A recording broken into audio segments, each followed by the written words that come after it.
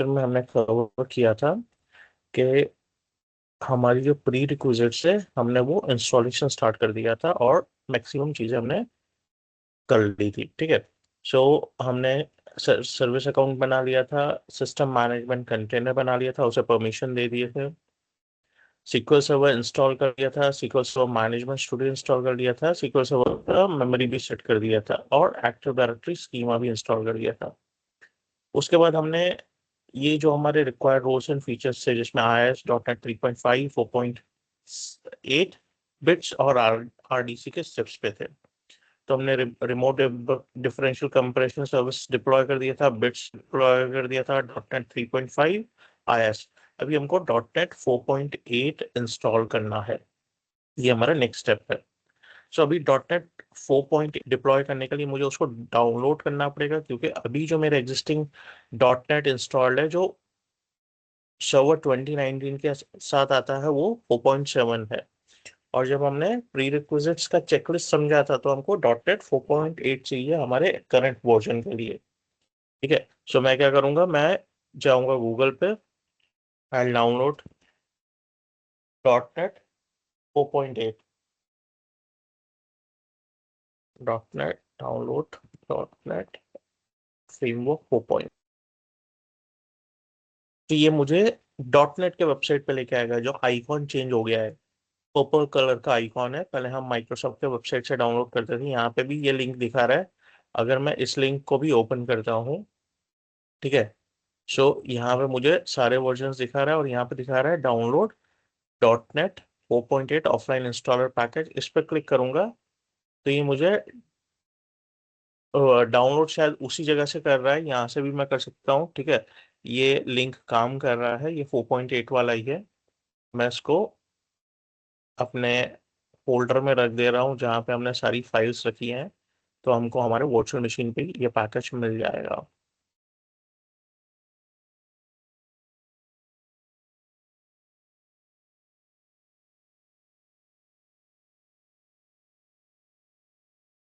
अभी 116 MB का है। अगर मैं इस साइट पे जा रहा हूँ, ये एक्चुअल साइट है, ये आई एम नॉट श्योर ये लिंक कब पब्लिश हुआ है।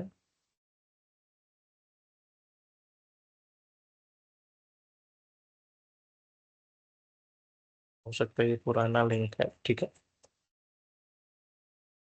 यहाँ पे हमको रन टाइम में जाना है। ठीक है, रन टाइम में क्लिक करना है, .NET फ्रेमवर्क 4.8 रन टाइम, इस पर क्लिक करेंगे तो यहाँ पे दिखा रहे थैंक्स फॉर डाउनलोडिंग और हम डाउनलोड कर सकते हैं। अभी मैं, लेकिन ये ऑफलाइन इंस्टॉलर नहीं है मेरा, ये मेरा जैसे हमने सीक्वल सर्वर डाउनलोड किया था, तो ये एप्लीकेशन है जो फिर इंटरनेट से .NET फ्रेमवर्क डाउनलोड कर। ठीक है, सो इसको मैं कैंसिल कर देता हूँ, मुझे वेब इंस्टॉलर नहीं चाहिए, मेरा वेब इंस्टॉलर है, मैंने ऑफलाइन इंस्टॉलर ऑलरेडी डाउनलोड करके मेरे रिपोजिटरी में रख दिया है। तो चलते हैं हम हमारे रिपोजिटरी पे जो हमारे इस मशीन पे मैप्ड है already as a Z drive. ठीक है, आई मैं .NET फ्रेमवर्क डिप्लॉय कर दूंगा, ये मेरा .NET फ्रेमवर्क है। मैं जस्ट डबल क्लिक कर रहा हूँ, रन इट, हम यस करेंगे।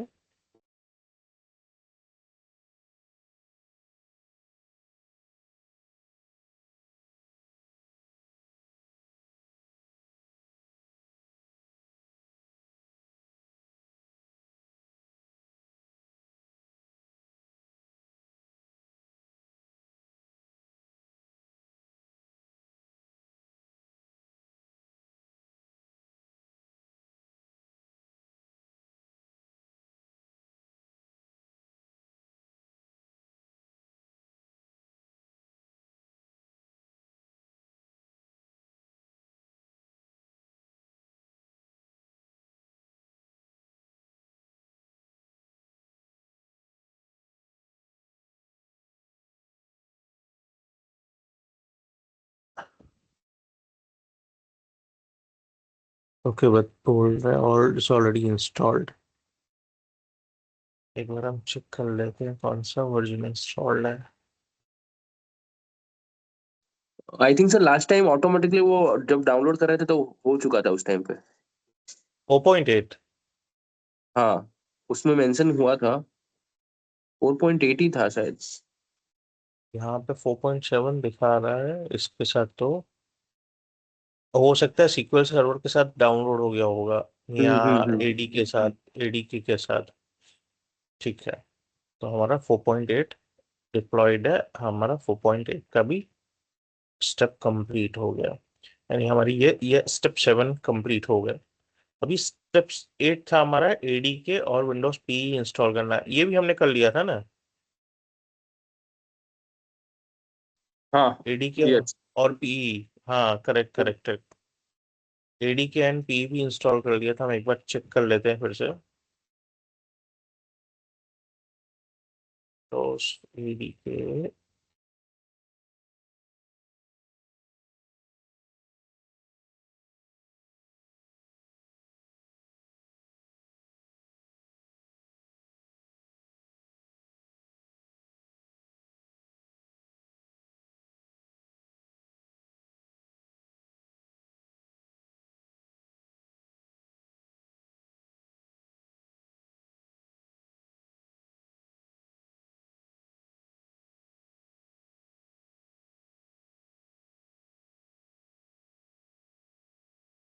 नहीं हमने एडीके इंस्टॉल नहीं किया था। आई डोंट, एक बार हम फिर से रीरन कर लेते हैं उसको। अगर तो हुआ रहेगा तो कोई टेंशन नहीं, नहीं हुआ रहेगा तो इंस्टॉल हो जाएगा।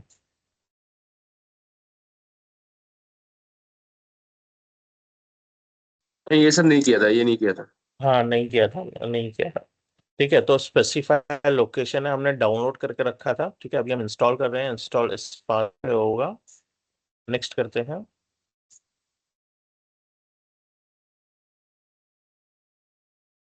नो कर देते हैं इसको, नेक्स्ट। रिलेशनशिप पे अभी यहाँ पे अगर देखें तो हमारे बहुत सारी चीजें डिप्लॉय हो रही है। डिप्लॉयमेंट टूल किट है, इमेजिंग एंड कॉन्फ़िगरेशन डिजाइनर है, ठीक है, आईसीडी है, कॉन्फ़िगरेशन डिजाइनर है, यूजर स्टेट माइग्रेशन टूल है, परफॉर्मेंस टूल किट है, यूजर एक्सपीरियंस वर्चुअलाइजेशन है, और सप्लाई चेन ट्रस्ट टूल है। अभी यहाँ पे क्या क्या नहीं हो रहा है, एप्लीकेशन वर्चुअलाइजेशन नहीं हो रहा है, ठीक है, और मीडिया एक्सपीरियंस एनालाइजर नहीं हो रहा है, एप्लीकेशन कंपैटिबिलिटी टूल्स नहीं हो रहे हैं, volume activation management tool deploy नहीं हो रहा है। वैसे भी उसकी हमको जरूरत नहीं है, ऐसे तो हमको यूजर एक्सपीरियंस वर्चुअलाइजेशन की भी जरूरत नहीं है, लेकिन हम जो डिफॉल्ट ऑप्शन है उसे ही रहने देते हैं। पहले क्या था, विंडोज पीई भी इसी का ही पार्ट था, इसमें ही नीचे आता था अलग से दूसरा ऑप्शन विंडोज पीई का साथ में ही, जैसे ये सारे ऑप्शन दिए हुए हैं। अभी स्टार्टिंग विद विंडोज 10 जब रिलीज हुआ, मे बी ईयर 2016 या 2017 में, तो माइक्रोसॉफ्ट ने विंडोज पी को अलग कर दिया विंडोज एडीके में से। अभी पी आता है लेकिन एज एन एड ऑन आता है विंडोज एडीके के लिए। तो पहले हमको एडीके इंस्टॉल करना है, फिर पी इंस्टॉल करना है। ठीक है, P stands for pre executable, तो हम इसको इंस्टॉल करेंगे, यस करेंगे, इसको इंस्टॉल होने देते हैं।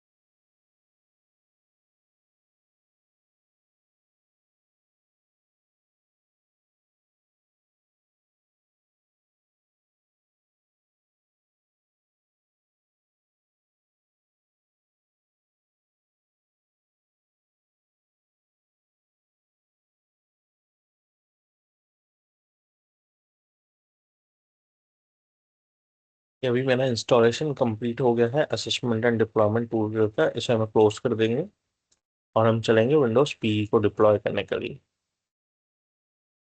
स्टेप सेम ही है दोनों के।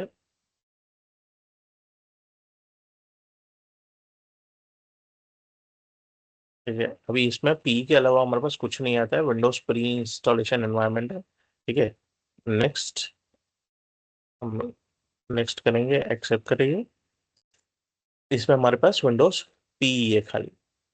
ठीक है, अभी देखो यहाँ पे साइज है 3.8 MB और विंडोज पी है हमारा। ठीक है, इंस्टॉल करेंगे। इसके लिए प्री रिक्विजिट है एडी डिप्लॉयड होना चाहिए।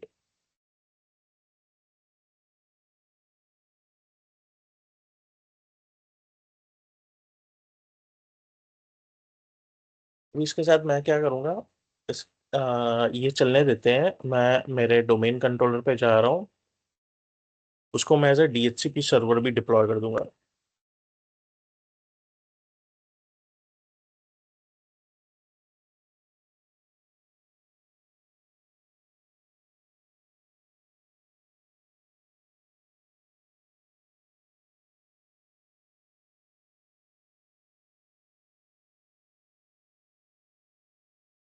मैं इसमें जाके DHCP सर्वर डिप्लॉय कर देता हूँ।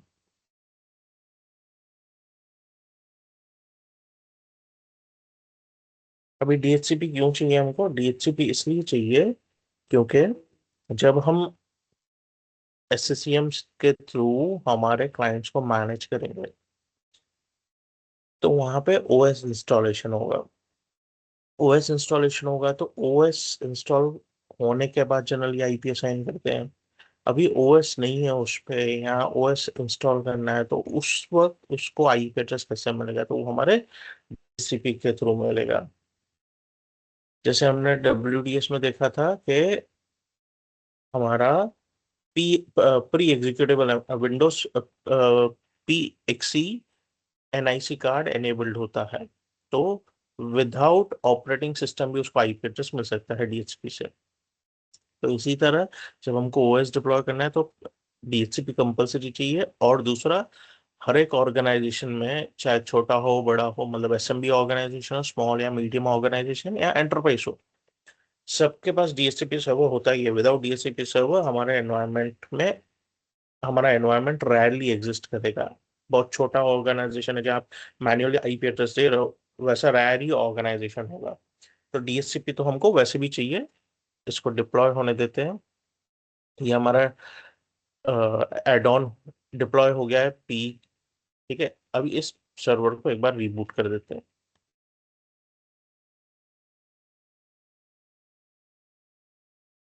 मीनवाइल हम DHCP को कॉन्फ़िगर कर देते हैं जब तक मशीन रिस्टार्ट हो।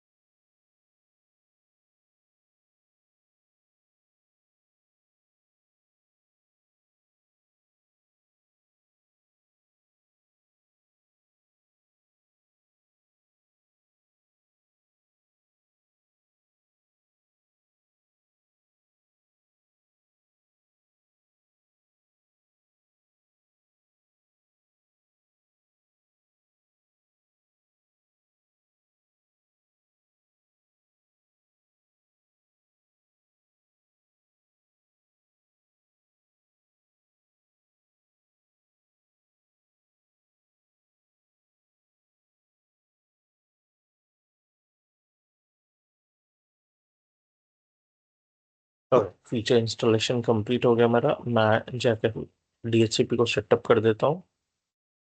नेक्स्ट, कमिट, और मैं स्कोप बना देता हूँ।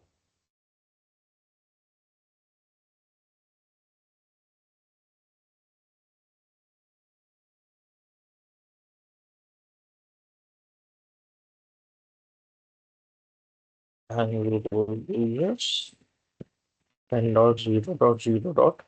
मैं 50 से 10.0.0.90 दे देता हूँ।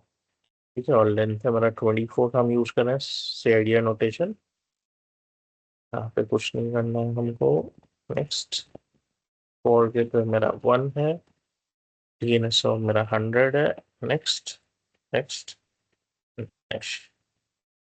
ठीक है, THCP मैंने एक्टिवेट कर दिया, इसको एज इट इज छोड़ देते हैं। अभी हम वापस आते हैं हमारे SCCM सर्वर पे। अभी SCCM सर्वर पे हमको डिप्लॉय करना है नेक्स्ट स्टेप जो हमारा है,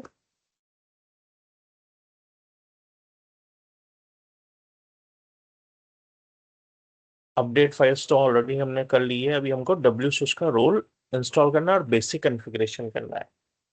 ठीक है, अभी मैं इससे पहले क्या करता हूँ, मैं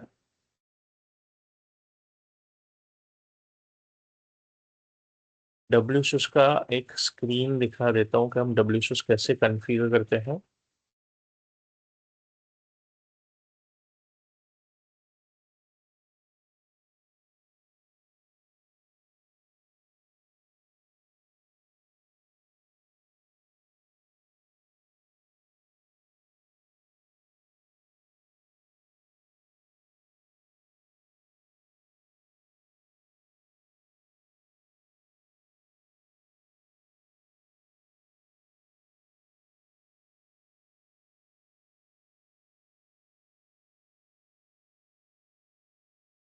ठीक है, WSUS हम क्यों यूज करते हैं भाई, हमको सेंट्रलाइज अपडेट्स चाहिए। ठीक है, जो हमने इसके बारे में बात किया SCCM के फर्स्ट सेक्शन में, कि सेंट्रलाइज अपडेट्स चाहिए। ठीक है, बेसिक रिपोर्टिंग चाहिए, और हैंड्स फ्री क्लाइंट चाहिए। ठीक है, ऑटोमेटिकली अपडेट्स इंस्टॉल हो जाने चाहिए। हमारे पास ग्रैन्युलर कंट्रोल मिलता है SCCM में। ठीक है, तो अभी हम SCCM की बात कर रहे हैं, लेकिन SCCM बिना WSUS के काम नहीं करता है, क्योंकि जब हम WSUS कॉन्फ़िगर करते हैं, ये मेरा WSUS का कॉन्फ़िगरेशन का स्क्रीन है। ठीक है, सो हमको यहाँ पे सबसे पहले क्या करना होता है, सिंक्रोनाइज फ्रॉम माइक्रोसॉफ्ट। जब मेरा WSUS इंस्टॉल हो गया, तो मैं क्या करूंगा, इस स्क्रीन तक मुझे WSUS कॉन्फ़िगर करना है, इस स्क्रीन तक मुझे WSUS कॉन्फ़िगर करना है, इसके आगे कॉन्फ़िगर नहीं करना है। लेकिन इसके आगे क्या होता है, हम ये स्क्रीन पे समझ लेते हैं। ठीक है, तो अभी स्टार्टिंग विद विंडोज सर्वर 2012 हमारा WSUS काम करता है पोर्ट नंबर 8530 और 8531 पे। तो मेरा 8530 है, वो HTTP पे काम करता है, और 8531 HTTPS पे काम करता है।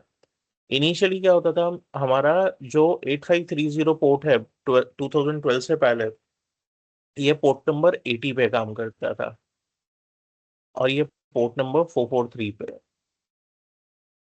तो हमारा जो वेब सर्वर का ट्रैफिक है और WSUS का ट्रैफिक है, दोनों एक ही टनल से जाते थे, एक ही पैकेट फ्रेम में जाते थे, क्योंकि ये HTTP पे काम करता था। तो माइक्रोसॉफ्ट ने इसके प्रॉब्लम समझे, और इसको 2012 के से पोर्ट नंबर चेंज कर दिया, 80 को कर दिया 8530, और HTTPS को 443 को कर दिया 8531। ठीक है, सो अभी यहाँ पे मेरे पास दो ऑप्शन मिलते हैं मुझे। एक तो synchronise from Microsoft update server, तो ये माइक्रोसॉफ्ट के अपडेट सर्वर से जाके अपडेट्स पुल करके लेके आएगा। और दूसरा है synchronise from another WSUS server. तो यहाँ पे जो ये टर्मिनोलॉजी 2008 से आती है, इसे हम अपस्ट्रीम बोर्ड सर्वर कहते हैं। अपस्ट्रीम सर्वर यानी अगर मेरा ऑलरेडी एक WSUS सर्वर है, तो मैं दूसरे WSUS सर्वर को, मतलब ये समझो अगर मेरा दूसरा WSUS सर्वर है, तो उसको क्लाउड से सिंक्रोनाइज नहीं करूंगा, क्योंकि ऑलरेडी मेरा एक सर्वर WSUS माइक्रोसॉफ्ट के क्लाउड से बात कर रहा है। अगर इसको भी मैं माइक्रोसॉफ्ट अपडेट सर्वर से बात करवाऊंगा तो उतना ही मेरा इंटरनेट का बैंडविड्थ कंज्यूम होना है। इससे अच्छा मैं इसको क्या बोलूंगा, भाई तू माइक्रोसॉफ्ट से बात नहीं कर, तू जाके मेरे दूसरे डब्ल्यू से बात कर, जिसे हम अपस्ट्रीम सर्वर बोलेंगे, जिसे हम अपस्ट्रीम सर्वर बोलेंगे। यहाँ पे उस सर्वर का नाम दे देंगे, पोर्ट नंबर दे देंगे। अगर एसएसएल यूज कर रहा है तो यहाँ पे हम चिक चिक कर देंगे, टिक कर देंगे, और यहाँ पे पोर्ट नंबर 8531 आ जाएगा। ये भी कर सकते हैं हम, this is a replica of the upstream server, मतलब हम इसको सीधा रेप्लिकेट कर सकते हैं, इसको डाउनस्ट्रीम सर्वर की जगह पे इसको अपस्ट्रीम सर्वर का एसोसिएट बना देंगे। यानी ये मेरा डाउनस्ट्रीम सर्वर के बदले, अगर ये मैं ऑप्शन टिक कर देता हूँ तो ये अपस्ट्रीम सर्वर के साथ एज अ कलीग काम करेगा। लेकिन अगर इसको मैं चेक नहीं कर रहा हूँ तो ये डाउनस्ट्रीम सर्वर की तरह काम करेगा, यानी उसको रिपोर्ट करेगा। ठीक है, तो इसका रिपोर्ट ही होगा अपस्ट्रीम सर्वर, जो मेरा अपस्ट्रीम डब्ल्यू सर्वर है। इसके बाद हम यहाँ पे अगर हम प्रॉक्सी यूज कर रहे हैं तो प्रॉक्सी एनेबल कर देंगे। सॉरी, हमको इस स्टेप तक कन्फिगर करना है हमारे एससीएम के लिए।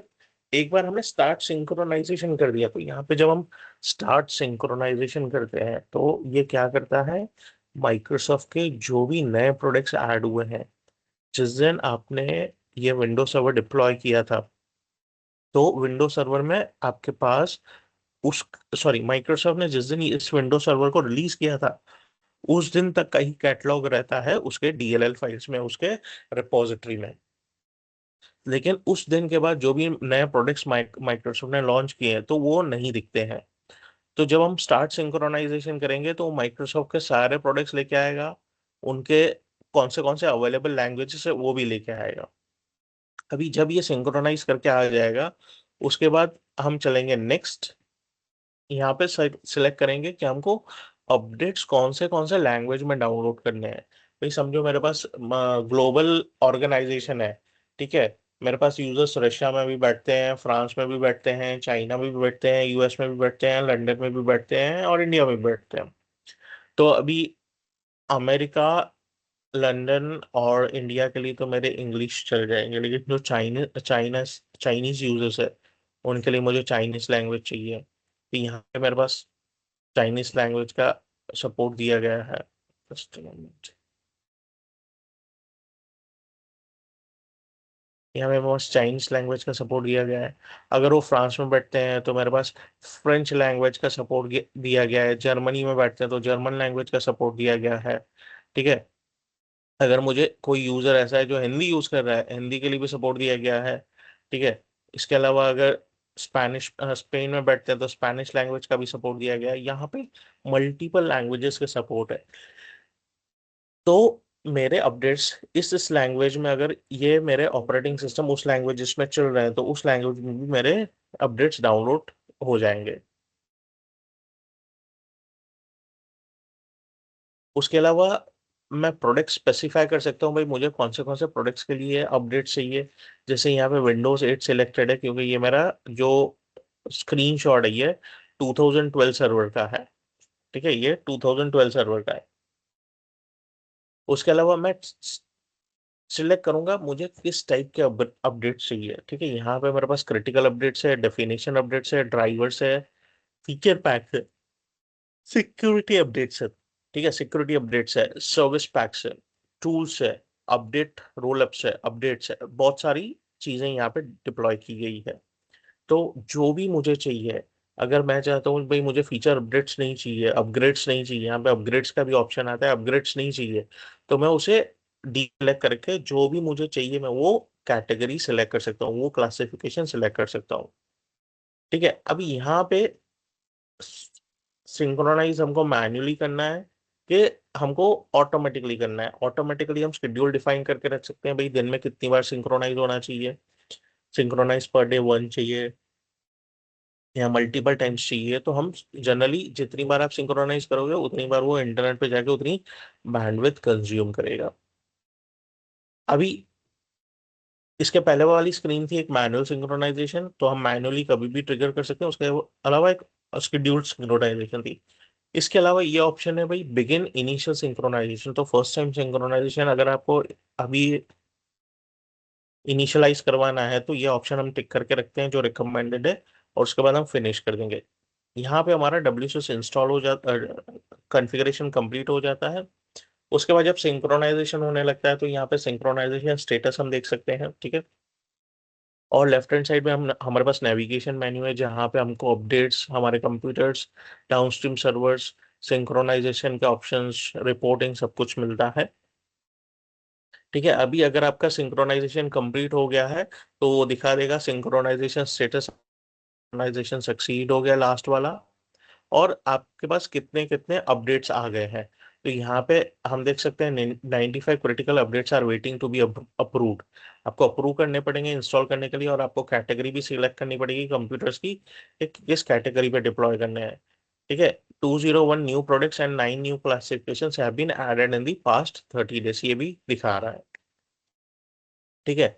आप हम यहाँ पे ऑप्शंस में जाके कंप्यूटर सेट कर सकते हैं, हम ग्रुप पॉलिसी के थ्रू भी इसको डिफाइन कर सकते हैं, और यहाँ पे हम कंप्यूटर्स के ग्रुप ऐड करके उसको डिफाइन कर सकते हैं। फिर उसके बाद ग्रुप पॉलिसी में जाके उसके लिए पॉलिसी बना देंगे कि हमको WSUS के थ्रू पॉलिसी पुश करवानी है, एडिट करेंगे।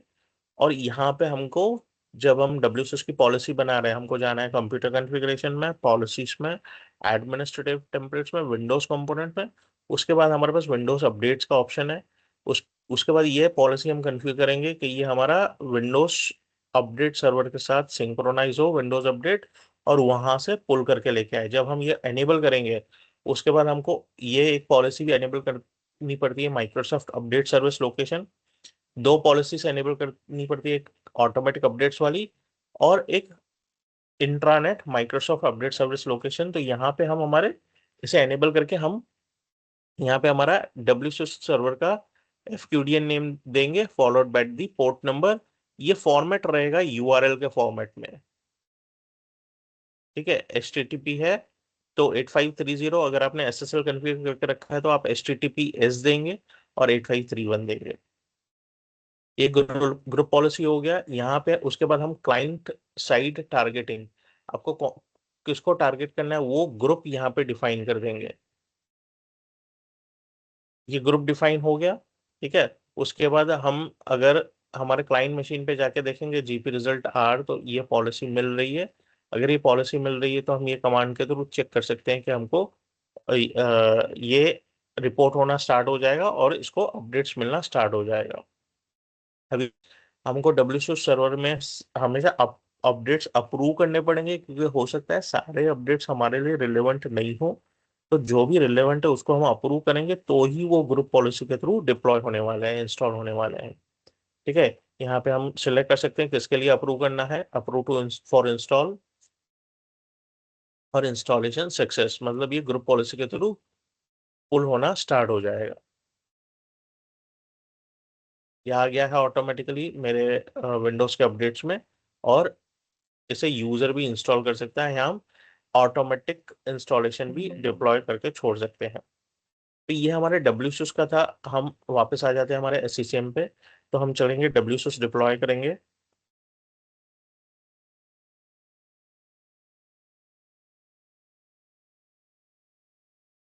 मैं add role and feature select करूंगा, नेक्स्ट। अभी यहाँ पे मुझे इंटरनेट देना पड़ेगा, क्यों देना पड़ेगा, तो ही सिंक्रोनाइजेशन होगा। तो हमने यहाँ पे दो अडेप्टर्स डिप्लॉय करके रखे थे ऑलरेडी, मैं दूसरा अडेप्टर भी दे देता हूँ। जो ब्रिज्ड वाला है उसके मैं कनेक्ट कर देता हूँ।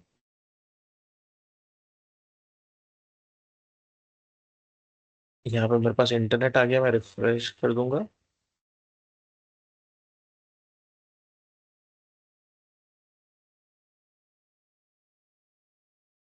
एड रोल्स एंड फीचर्स पे जाएंगे वापस हम, नेक्स्ट, नेक्स्ट, नेक्स्ट। यहाँ पे हमारे पास WSUS सर्विसेज है, हम इसको सिलेक्ट करेंगे, ऐड फीचर्स करेंगे, नेक्स्ट, नेक्स्ट, नेक्स्ट। अभी यहाँ पे इंपॉर्टेंट स्टेप है। क्यों इंपॉर्टेंट स्टेप है, हमारे पास यहाँ पे वो बाय डिफॉल्ट सिलेक्ट कर रहा है WID कनेक्टिविटी, यानी विंडोज इंटरनल डेटाबेस सिलेक्ट कर रहा है, जबकि हमारे पास सिक्योर सर्वर ऑलरेडी है। तो हम सिक्योर सर्वर दे देंगे उसको, हम विंडोज इंटरनल डेटाबेस यूज नहीं करेंगे डेटाबेस स्टोरेज के लिए, हम SQL सर्वर का यूज करेंगे, क्योंकि हमारे पास ऑलरेडी SQL सर्वर है।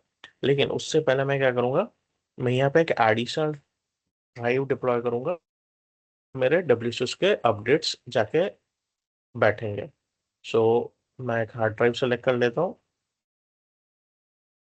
और इसको दे देता हूँ 250 GB। नेक्स्ट, फिनिश, ओके कर दिया मैंने।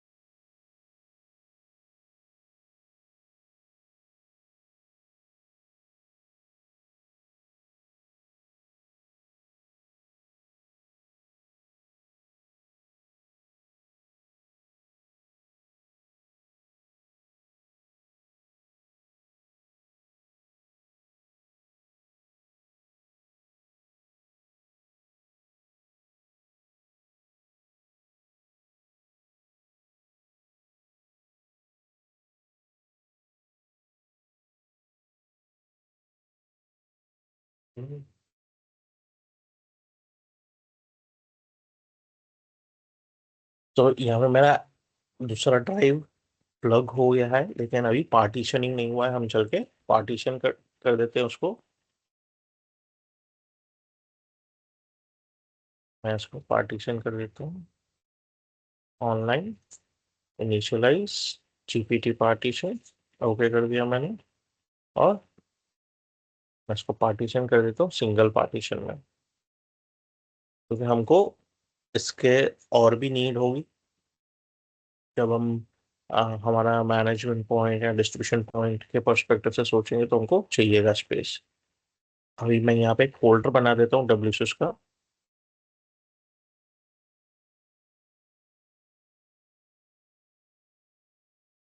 ये मैं फोल्डर दे दूंगा, यहाँ बहुत से फोल्डर मांगेगा, तो उससे पहले मैं इसको अनचेक करके इसको दे देता हूँ SQL सर्वर कनेक्टिविटी। नेक्स्ट, यहाँ पे मैं WSUS का फोल्डर दे देता हूँ। नेक्स्ट, अभी यहाँ पे मेरा SQL सर्वर मांग रहा है, ठीक है। सो मैं यहाँ पे SQL सर्वर दे देता हूँ। मेरा SQL सर्वर का नाम है SCCM SRV01, और इसे मैं चेक कनेक्शन कर लूंगा। तो सक्सेसफुली कनेक्टेड टू सर्वर आ गया। नेक्स्ट, नेक्स्ट, इसको मैं कुछ नहीं करूंगा क्योंकि हमने ऑलरेडी ये कॉन्फ़िगर करके रखा है। तो ये जो एड ऑन IS के फीचर्स नीडेड है, वो इंस्टॉल कर रहा है, उसे इंस्टॉल करने देते हैं हम। Next and install.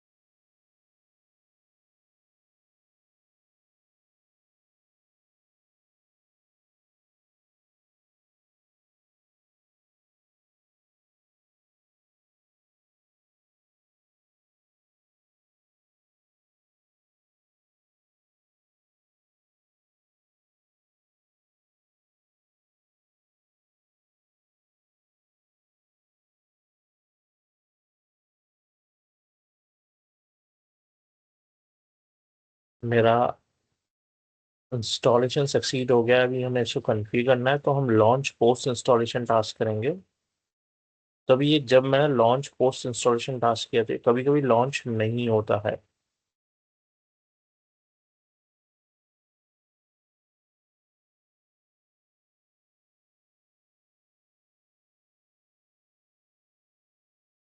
तो क्लोज कर देता हूँ।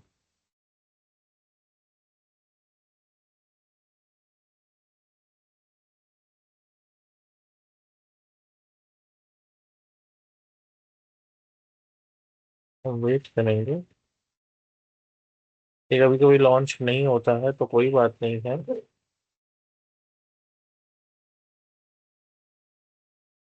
हो सकता है हमें हमारे मशीन को एक बार रीबूट करना पड़े।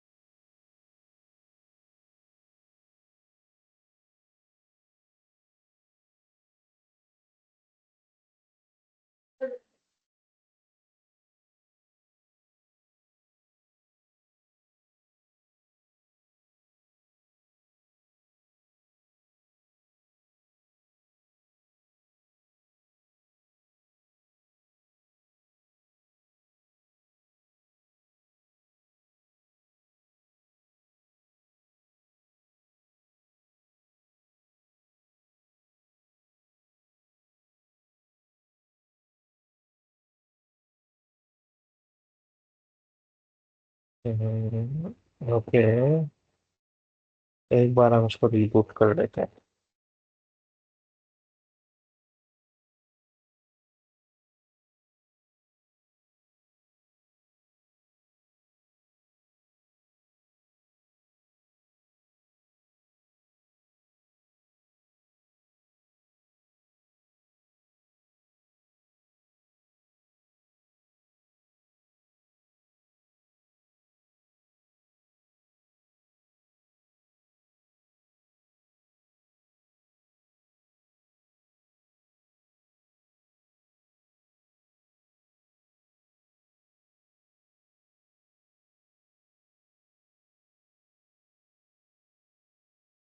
और अगर बाय चांस वो लॉन्च नहीं होता है, तो भी कोई प्रॉब्लम नहीं है, वो डायरेक्टली हमको विंडो में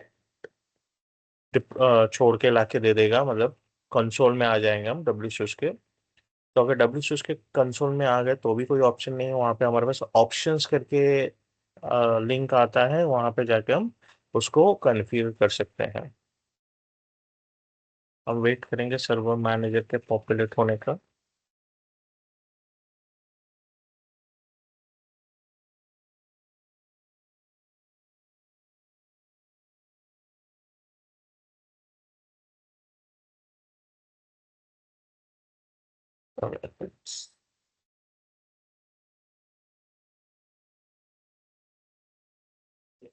हम चल के यहीं से लॉन्च कर लेते हैं इसको।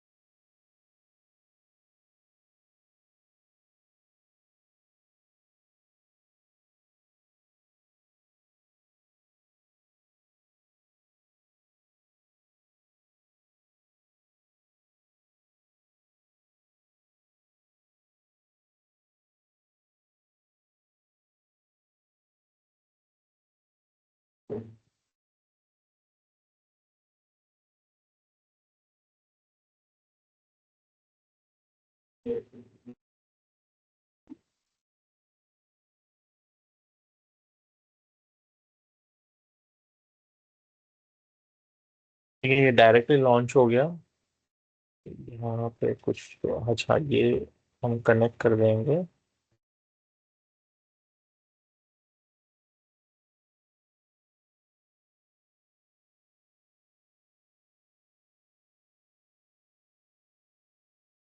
ये स्क्रीन आती है हमारे पास। इस पर नेक्स्ट पे जाएंगे। जॉइन माइक्रोसॉफ्ट अपडेट प्रोग्राम रहने देते हैं। Synchronise from Microsoft update, next. Proxy मैं यूज नहीं कर रहा हूँ, नेक्स्ट। Start synchronisation. अब ये स्टार्ट सिंक्रोनाइजेशन हम होने देते हैं। ठीक है। ये सिंक्रोनाइज कर रहा है माइक्रोसॉफ्ट अपडेट सर्वर के साथ। इसमें 2 से 5 मिनट लगेंगे। ये सिंक्रोनाइज होने के बाद हम इसे आगे कंटिन्यू नहीं करेंगे कोई भी स्टेप पे। फिर हम आ जाएंगे हमारे एससीसीएम सर्वर के प्री रिक्विजिट्स पे वापस। इसे होने देते हैं, लेट्स वेट।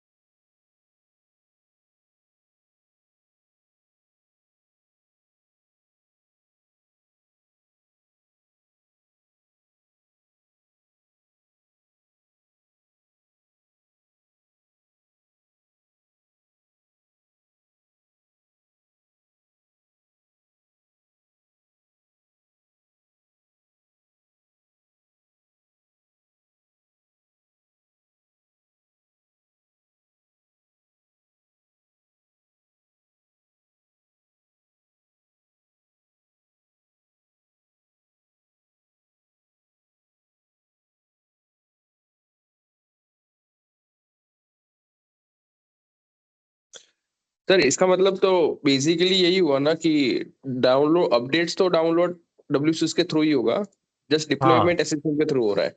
Correct correct. मतलब माइक्रोसॉफ्ट का जो सर्वर है वो डब्ल्यू से ही बात करेगा, एससीएम सर्वर से बात नहीं करेगा।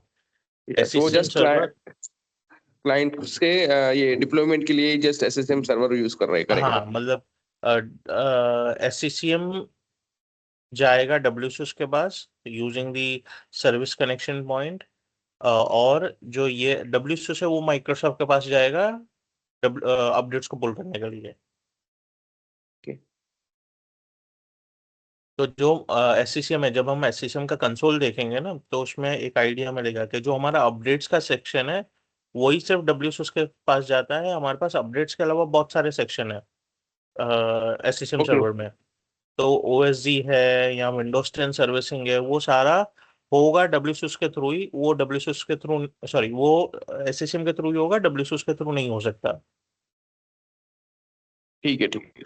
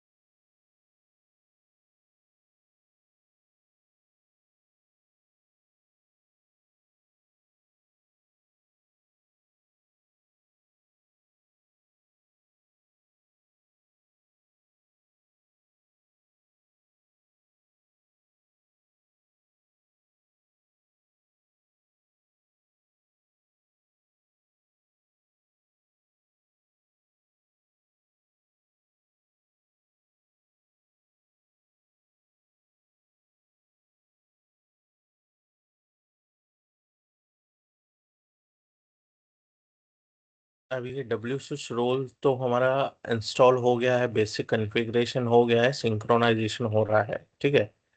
अभी हम चल के क्या करते हैं, नेक्स्ट स्टेप पे चलते हैं। मैं आईएस लॉन्च करता हूँ और आईएस लॉन्च में आईएस लॉन्च करके एमएसआई को एक्सेप्शन दे देता हूँ। So we will go to server manager. I hope मेरी आवाज आ रही है। यस सर आ रही है। Okay, will go to tools, IS manager. हम हमारे सिस्टम सर्वर को एक्सपांड करेंगे और यहाँ पे हमारे पास रिक्वेस्ट फिल्टर होंगे, इसमें जाएंगे और यहाँ पे अलाउ फाइल नेम एक्सटेंशन कर देंगे .msi। ठीक है, ये मैंने अलाउ करवा दिया है।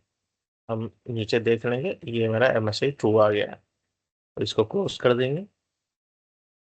अभी हम नेक्स्ट कंपोनेंट पे चलेंगे। हमको सिस्टम सर्वर को लोकल एडमिन की परमिशंस देनी है, ठीक है। लोकल एडमिन की परमिशंस देनी है हमको एससीएम सर्वर को, डेटाबेस सर्वर को नहीं, हमको एससीएम सर्वर को देनी है। यहाँ पे जब हमने परमिशंस दी थी सिस्टम मैनेजमेंट कंटेनर पे, तो हमने एससीएम सर्वर और डेटाबेस सर्वर दोनों को दी थी। अगर यहाँ पे मेरा एससीएम सर्वर और डेटाबेस अलग अलग है तो दोनों मुझे ऐड करने पड़ेंगे सिस्टम मैनेजमेंट कंटेनर पे। यहाँ पे मुझे सिर्फ एससीएम को ही लोकल एडमिन परमिशंस देनी है, ठीक है। सो हम चलेंगे लोकल यूजर्स कंप्यूटर में।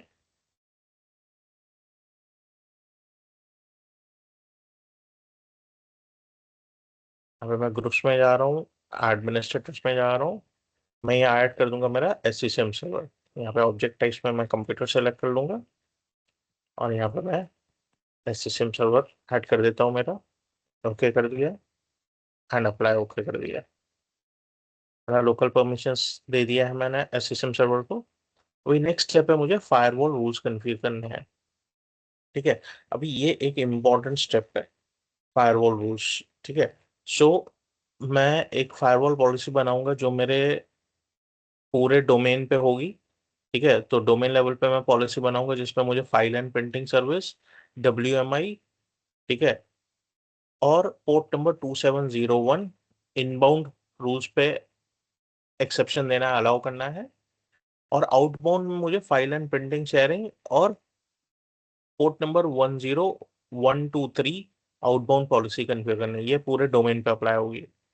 उसके अलावा एसएससीएम और सीक्वल सर्वर के बीच में कम्युनिकेशन करवाने के लिए मुझे इनबाउंड और आउटबाउंड 1433 और 4022 ये दो पोर्ट एनेबल करने पड़ेंगे, एससीएम सर्वर से एसक्यूएल सर्वर और सीक्वल सर्वर से एससीएम सर्वर, ठीक है। तो मैं एससीएम सर्वर पे भी सिर्फ अप्लाई कर सकता हूँ, लेकिन मेरा एससीएम सर्वर स्पेसिफिक ओयू में है तो उस ओयू पे मैं ये पॉलिसी अप्लाई कर दूंगा, ठीक है। सो चलते हैं, हम चल के कन्फिगर कर देते हैं ये दो पॉलिसीज। सो हम चलेंगे डोमेन कंट्रोलर पर, ग्रुप पॉलिसी मैनेजमेंट में। लेट्स लॉग इन।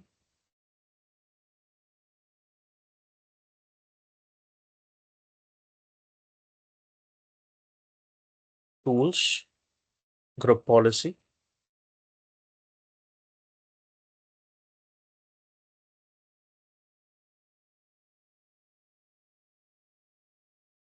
अभी यहाँ पे मेरे पास डोमेन लेवल पे मुझे पॉलिसी अप्लाई करनी है। Just a second.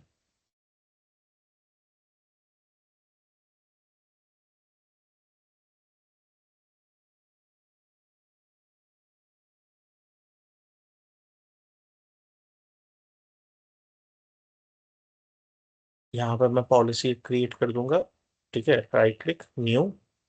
यहाँ पे क्या पॉलिसी देनी है मुझे, यहाँ पे पॉलिसी देनी है मुझे,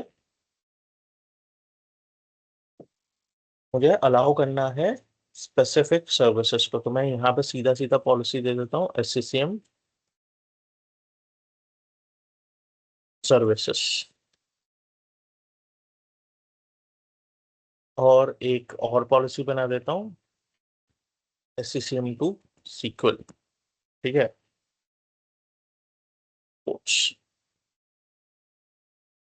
ठीक है, पहले SCCM सर्विसेज वाली पॉलिसी कन्फिगर कर देता हूँ। Right click edit.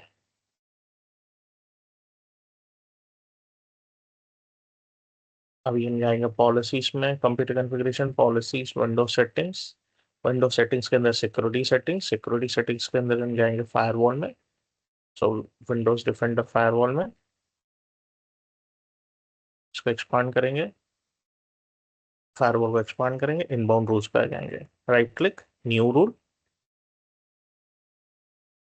तो यहाँ पे हमको पहले है फाइल एंड प्रिंटिंग। तो फाइल एंड प्रिंटिंग हमारे पास प्री डिफाइंड होती है, हम चलेंगे प्री डिफाइंड में, फाइल एंड प्रिंटर शेयरिंग को एनेबल कर देंगे, next, next, allow the connection, finish, हो गया। दूसरा है हमको WMI फिल्टरिंग एनेबल करना है, अगेन वो प्री डिफाइंड है हमारे पास ऑलरेडी, विंडोज मैनेजमेंट इंस्ट्रूमेंटेशन, हाँ, WMI विंडोज मैनेजमेंट इंस्ट्रूमेंटेशन, इसको एनेबल कर देंगे। और हमको दूसरा करना है पोर्ट नंबर 2701 इनबाउंड में, 2701। अभी मैं स्पेसिफिक पोर्ट को अलाउ करूंगा, सो मैं यहाँ पे पोर्ट सिलेक्ट करूंगा, नेक्स्ट, पोर्ट नंबर है 2701, next, allow the connection, next, next, inbound 2701, allow. ये मेरा पॉलिसी, ये फायरवॉल का रूल का नेम आ गया। तो ये मेरा इनबाउंड कनेक्शंस कॉन्फ़िगर हो गया है, मैं आउटबाउंड कनेक्शंस कॉन्फ़िगर कर दूंगा, राइट क्लिक, न्यू रूल। तो सबसे पहले मेरा जाएगा file and printer sharing, next, next, allow कर दूंगा मैं, एंड फिनिश। अब मैं यहाँ पे दूसरा एक पॉलिसी कॉन्फ़िगर करूंगा जो मेरा पोर्ट नंबर रिलेटेड है, ठीक है, 10 123, तो पोर्ट नंबर दे दूंगा मैं, नेक्स्ट, 10 123, नेक्स्ट, अलाउ कर देंगे इसको हम, नेक्स्ट, नेक्स्ट, 4 10 123, अलाउ। तो ये हमारी एससीएम सर्विसेज की पॉलिसी कॉन्फ़िगर हो गई, इसे क्लोज कर देंगे हम। अभी सीक्वल सर्वर और एससीएम सर्वर के पोर्ट्स अलाउ कर देंगे, अगेन सेम लोकेशन पे हमको जाना है, सो मैं इसको एक्सपांड कर देता हूँ, Windows settings, security settings, security settings के अंदर हम जाएंगे Windows defender firewall, again defender firewall, inbound rules में मैं अलाउ कर दूंगा। दो पोर्ट अलाउ करने हैं, बहुत सिंपल है, 1433 और 4022,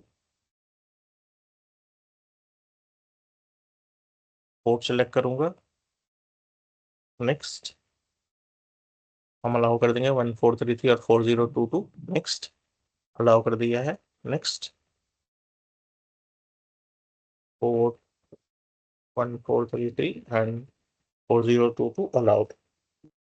ये मैंने पॉलिसी कन्फिगर कर दी। आउटबाउंड रूल्स में भी हम कन्फिगर कर देंगे, न्यू रूल, पोर्ट, नेक्स्ट, दे दिया मैंने पोर्ट नंबर्स, नेक्स्ट, अलाउ कर दिया, next, next, port 1433 4022 allowed, and finish कर दिया मैंने। अब इसको अटैच कर देंगे पॉलिसी को, मैं दोनों को डोमेन लेवल पे ही अटैच कर देता हूँ, लिंक इन एग्जिस्टिंग जीपीओ, मैं दोनों को अटैच कर देता हूँ। ये मेरे पॉलिसीज कन्फिगर हो गए, अटैच हो गई। मैं यहाँ पे सिर्फ कमांड रन कर दूंगा, जीपी अपडेट स्लैश फोर्स,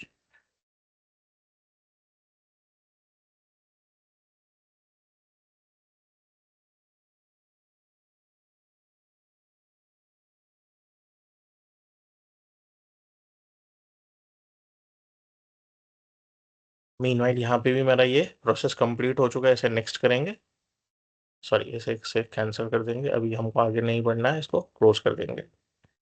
और यहाँ पे मैं जीपी अपडेट रन कर दूंगा,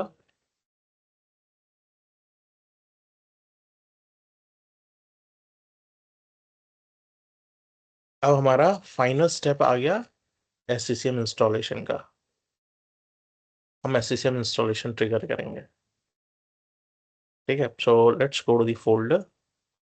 अब यहाँ पे मुझे इस फोल्डर का, जो एससीसीएम इंस्टॉलेशन का कॉन्फ़िगरेशन मैनेजर का फोल्डर है, इसको मैं कॉपी करके यहाँ पे मैं मेरे सी ड्राइव में रख देता हूँ। यहाँ पे हमने एडिशनल हार्ड ड्राइव, अच्छा डिस्क मैनेजमेंट में हम नहीं गए थे, एनेबल तो कर दिया था दूसरा पार्टीशन, ई ड्राइव ऑफरिंग कैसे चला गया। ठीक है, हम मैं यहाँ पे पेस्ट कर देता हूँ।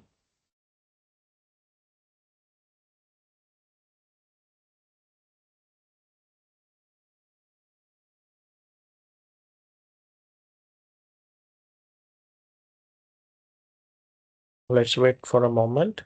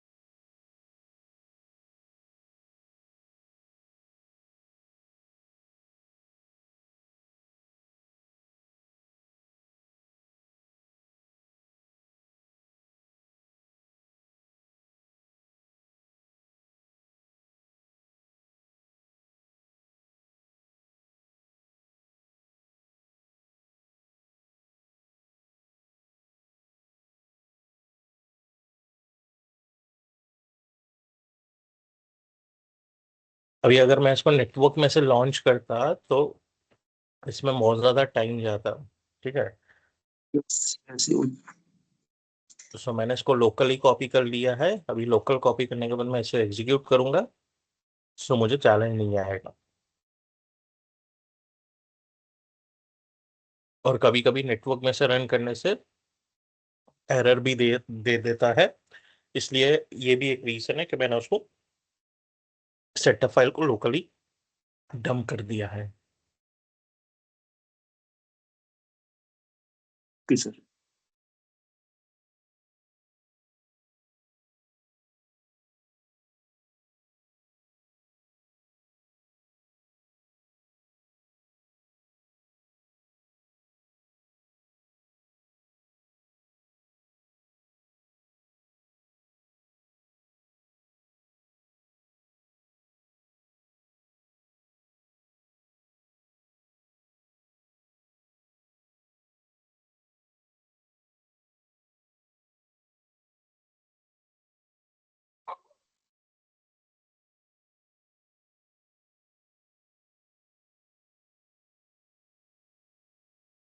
ओके, सो मेरा सेटअप कॉपी हो गया है, मैं इसको लॉन्च करूंगा।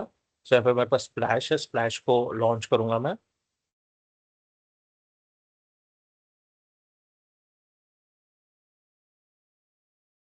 अभी यहाँ पे हमको दिखा रहा है इंस्टॉल, मैं इंस्टॉल पे क्लिक करूंगा। अभी इंश्योर करना है हमारी कनेक्टिविटी डोमेन कंट्रोल के साथ लाइव होनी चाहिए, उसमें इंटरप्शन नहीं होना चाहिए। रीजन क्यों? क्योंकि हमारे पास सिस्टम मैनेजमेंट जो कंटेनर है ये उसमें डेटा इनपुट करेगा। सो अगर हम यहाँ पे आ जाते हैं हमारे पास व्यू एडवांस फीचर्स में, सो हमारे सिस्टम के अंदर सिस्टम मैनेजमेंट फोल्डर जो हमने बनाया है, ठीक है, ये अभी एम्प्टी है। इसको मिनिमाइज करके रखते हैं, यहाँ रहने देते हैं ऐसे ही। अभी हम इंस्टॉल करेंगे। Yes. Okay, it was not found on this computer. Okay, so हमको अभी यहाँ पे .NET 3.5 इंस्टॉल करना पड़ेगा। अभी यहाँ पे हमारे पास और एक चीज़ होगी बिन में।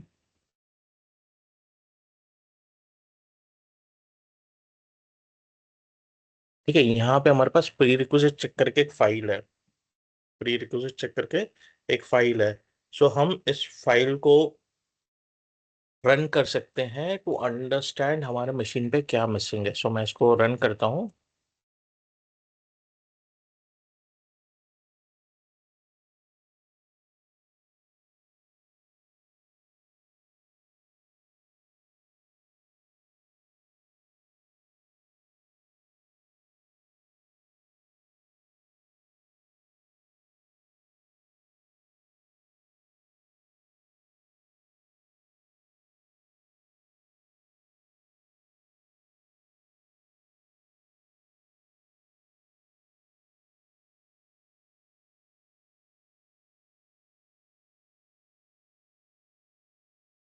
जस्ट मैं भी भूल गया, मैं भी चेक कर देता हूँ।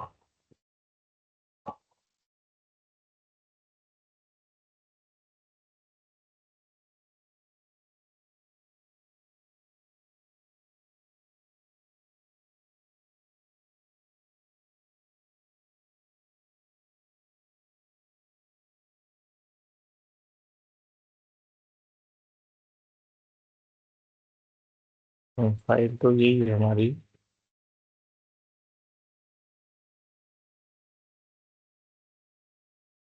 Okay, DLL file. हाँ हाँ, यही फाइल रन करनी है, तो ये प्री रिक्विजिट चेक .exe।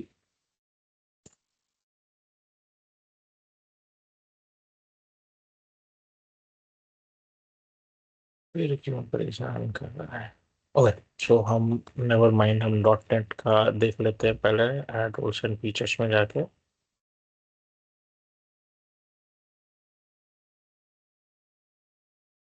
यहाँ पे मेरा .NET इंस्टॉल नहीं हुआ है, आई डोंट नो क्यों। शायद में भी वो हमारे मीडिया में से उसने नहीं उठाया था, तो हम इंटरनेट पे दे देते हैं उसको। इंटरनेट दिया हुआ है, let's perform installation.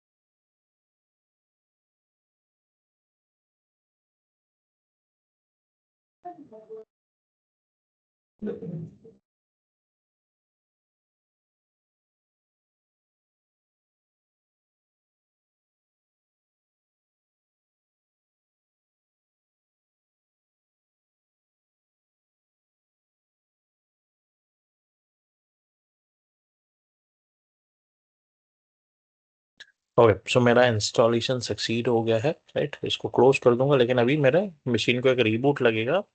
Reason being dot net framework deploy कर दिया है मैंने। ठीक है, इसको मैं रीस्टार्ट कर लेता हूँ एक बार।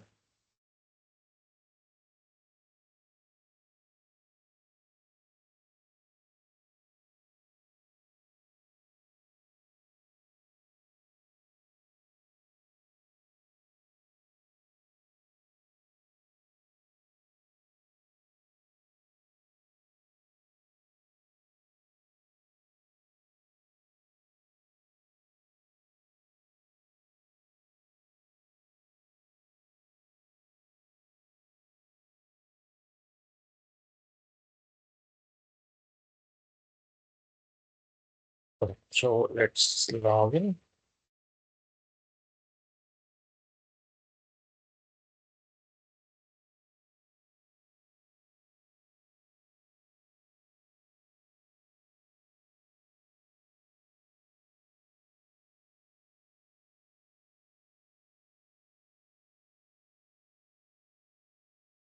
मिनिमाइज कर लेते हैं एंड अभी वापस चलते हैं हमारे ई ड्राइव पे, कॉन्फ़िगरेशन मैनेजर के फोल्डर में, फ्लैश में, और इंस्टॉलेशन स्टार्ट करते हैं। इंस्टॉल करेंगे, यस, ठीक है। सो अभी यहाँ पे क्या क्या पूछ रहा है, हमको चार पैरामीटर्स मांग रहा है कि identify the FQDN name of the SQL server का इन्फॉर्मेशन चाहिए आपको। Verify that you have supported SQL Server installation available for configuration manager. Confirm that the computers for configuration meet the minimum system requirements. And इसके अलावा ये आप notes पढ़ सकते हो online, supported versions for system requirements, ठीक है। तो ये हमने सब चेक कर लिया है, वी विल मूव नेक्स्ट। अभी यहाँ पे आता है इम्पोर्टेंट चीज। सो बोल रहा है कि आपको install a configuration manager primary site. हाँ, हमको प्राइमरी साइट बनानी है, हमको कैश नहीं डिप्लॉय करना है। यहाँ पे ऑप्शन है कैश भी डिप्लॉय करने का। अभी यहाँ पे बोल रहा है use typical installation options for a stand alone primary site. अगर मेरे को stand alone primary site deploy करनी है तो मैं ये ऑप्शन को सिलेक्ट कर लूंगा। तो मैं इसको सिलेक्ट कर लेता हूँ, नेक्स्ट। बोला when you selected to use a typical installation options, a standalone primary site is installed. You can expand the site into a hierarchy at a later time by installing a central administrative site. Do you want to continue? मैं बोलूंगा yes, ठीक है। अभी यहाँ पे आता है evaluation. हमारे पास लाइसेंस तो है नहीं एससीएम सर्वर का, तो हम एवेल्यूशन सिलेक्ट करेंगे। एवेल्यूशन हमारे पास अवेलेबल है 180 डेज के लिए, 6 महीने तक मैं इस प्रोडक्ट को यूज कर सकता हूँ। But for non commercial use मैं टेस्टिंग कर सकता हूँ, लैब में यूज कर सकता हूँ, कमर्शियल यूज के लिए यूज नहीं कर सकता। हम नेक्स्ट करेंगे, हम लाइसेंस टर्म्स एक्सेप्ट कर लेंगे, नेक्स्ट।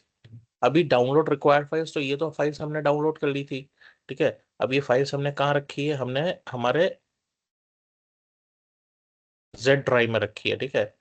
सेटअप फाइल्स, ठीक है। इसको मैं कॉपी कर लेता हूँ ये पाथ को, ये पाथ में यहाँ पे दे देता हूँ, नेक्स्ट। ओके, हम एक बार इसको एक्सेस करके देख लेंगे, ठीक है। हम इसको, कोई बात नहीं है, यहाँ से उठा के, जेड ड्राइव से उठा के हम ई ड्राइव में रख देते हैं, तो हमको वापस डाउनलोड करने की जरूरत नहीं पड़ेगी।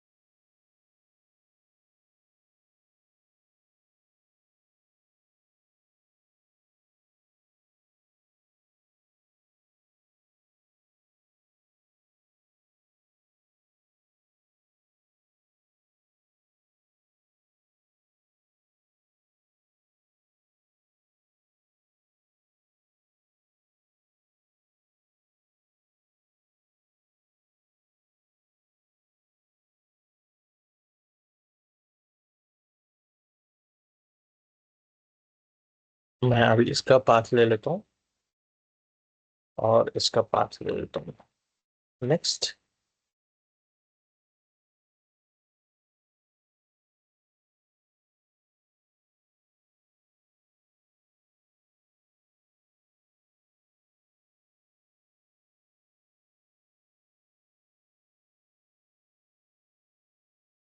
अगर ये वेरिफिकेशन हो गया तो हमको नेक्स्ट स्क्रीन पे लेके चला जाएगा। अगर इसमें कुछ फाइल करप्टेड होगी या कुछ इनवैलिड होगी तो ये एरर दे देगा, तो हमको फिर से ऊपर वाले ऑप्शन में जाके हमको डाउनलोड करना पड़ेगा इंटरनेट से।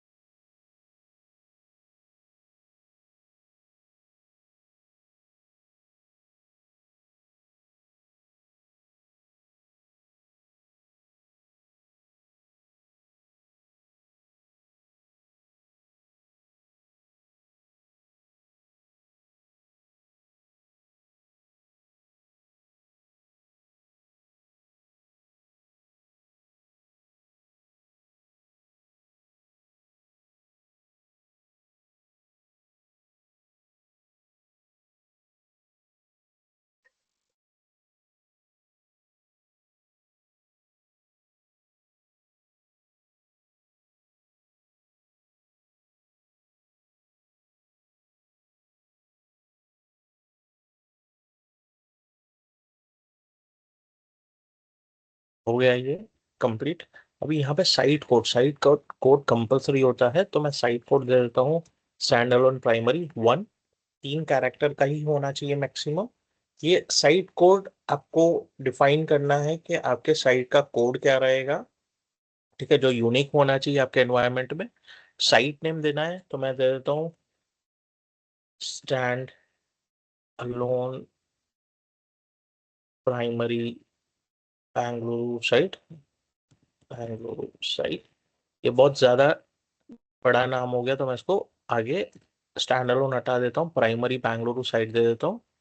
और यहाँ पे ऑप्शन सिलेक्टेड है इंस्टॉल दी कॉन्फ़िगरेशन मैनेजर कंसोल। सो कंसोल कंपलसरी है, क्योंकि कंसोल के थ्रू ही हम मैनेज करेंगे, लेकिन हम स्टैंड अलोन कंसोल किसी विंडोज 11 मशीन पे भी डिप्लॉय कर सकते हैं और वहां से भी मैनेज कर सकते हैं, जैसे हम हमारे विंडोज सर्वर को मैनेज करते हैं आरसेट टूल्स की तरह। ठीक है, तो अगर हमारे पास टाइम रहा तो ये हम ऑप्शन देखेंगे विंडोज 11 पे कैसे डिप्लॉय करना है। ठीक है, ये हमारा इंस्टॉलेशन फोल्डर रहेगा सी ड्राइव में। सो ये मेरा नॉन प्रोडक्शन एनवायरनमेंट है, इसलिए सी ड्राइव में जा रहा है। अगर ये मेरा प्रोडक्शन एनवायरनमेंट रहेगा तो मुझे स्पेसिफिकली नॉन ओएस पार्टीशन में इंस्टॉलेशन देना है। ठीक है, so we will move next. Next, अभी ये बोल रहा है कि आपको सर्विस कनेक्शन पॉइंट चाहिए हमको। Yes, let's get connected, recommended, select a server to use as the service connection point, requires internet access. तो ये मेरा सर्विस कनेक्शन पॉइंट, यही सेम सर्वर काम करेगा। ठीक है, मैं नेक्स्ट करूंगा। उसके बाद यहाँ पे सेटिंग्स समरी समरी है मेरा। ये सेटअप टाइप सिंपल है, साइट कोड है SP1, साइट नेम है, रोल कम्युनिकेशन प्रोटोकॉल है। ठीक है, client use the PK certificate no है, प्रोडक्ट इवैल्यूएशन है। ठीक है, यहाँ पे जो भी मैंने ऑप्शन सेलेक्ट किए हैं सारे यहाँ पे आ गए। ठीक है, तो ये मेरा सर्विस ब्रोकर पोर्ट यूज करेगा 4022 एसक्यूएल सर्वर के साथ कम्युनिकेट करने के लिए, जो हमने ऑलरेडी अलाउ कर दिया है 1433 और 4022। ठीक है, यहाँ हमने यहाँ पे 4022 और 1433 दोनों अलाउ कर दिया है। यहाँ पे 4022 दिखा रहा है। ठीक है, so we will move next. अभी ये प्री रिक्विजिट चेक्स यहाँ पे भी परफॉर्म कर रहा है। यहाँ पे हमको एक फील्ड दिखा दिया, RDC service, remote differential compression service install नहीं है।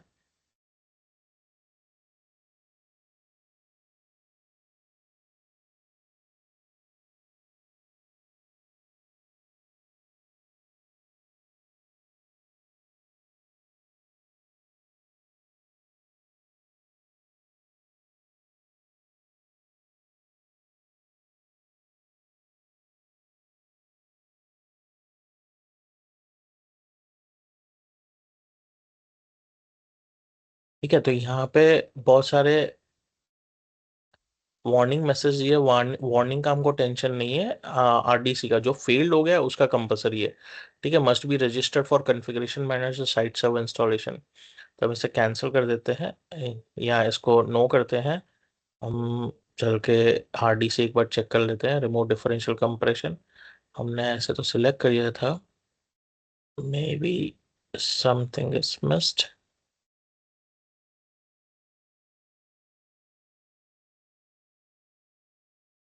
नहीं, ठीक है, हम इंस्टॉल कर देते हैं रिमोट डिफरेंशियल कंप्रेशन RDC।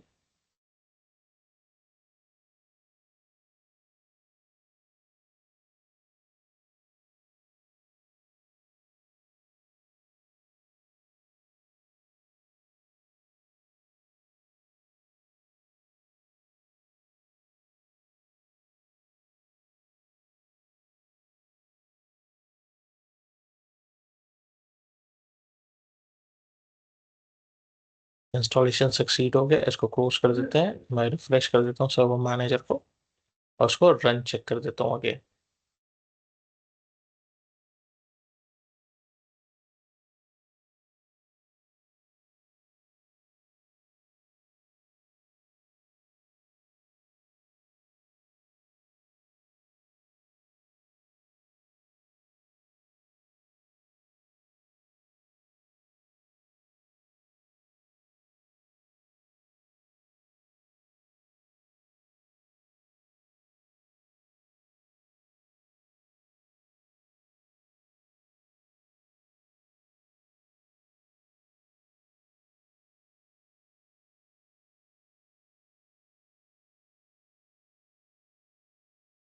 ठीक है, अभी ये वार्निंग वाले मैसेजेस मैं इग्नोर कर सकता हूँ। बोल रहा है नेटिव क्लाइंट वर्जन का कुछ मिसमैच है। To enable TLS 1 point support you must install a supported version of SQL server native client on the specified server.